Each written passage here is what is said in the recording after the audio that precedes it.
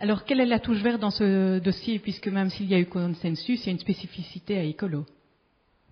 Tout à fait. Alors même si le projet était relativement bouclé une fois que nous sommes arrivés au pouvoir ici à Namur, nous avons voulu y mettre un certain nombre de touches vertes. La première, c'est au niveau des matériaux utilisés.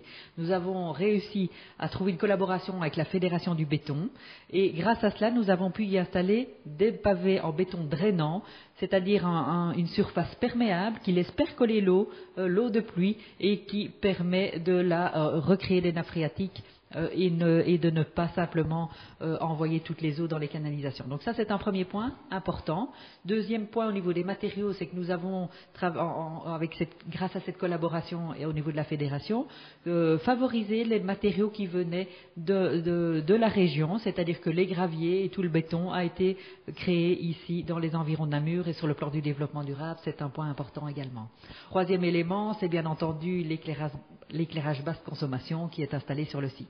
Ça, c'est pour la partie, je dirais, véritablement énergétique et sur le plan environnemental. Autre élément, c'est que nous avons bien entendu voulu inscrire ce projet dans la poursuite de nos objectifs de repartage de l'espace public. C'est ainsi que, et je débouche sur ta troisième question qui est quels est finalement les projets à venir au niveau du Grognon, c'est qu'en fait, nous avons voulu créer un nouveau projet, le plan Mercure. Grâce à ce plan, nous allons recréer un cheminement piéton qui se terminait au niveau du halage, c'est-à-dire un Ravel prenait fin au niveau du Grognon. Nous allons le poursuivre pour le raccrocher au centre-ville en permettant d'y créer un cheminement piéton et cycliste sécurisé. Donc voilà, nous favorisons les modes doux à cet endroit pour véritablement faire en sorte que chacun retrouve sa place. Dans le cadre de ce projet, nous créons également une zone de dépose minute qui permettront aux parents d'élèves de déposer leurs enfants le matin, ce qui est fort important parce que beaucoup d'enfants vont à l'école dans le centre-ville et ont encore des difficultés sur le plan de la mobilité et surtout de la sécurité.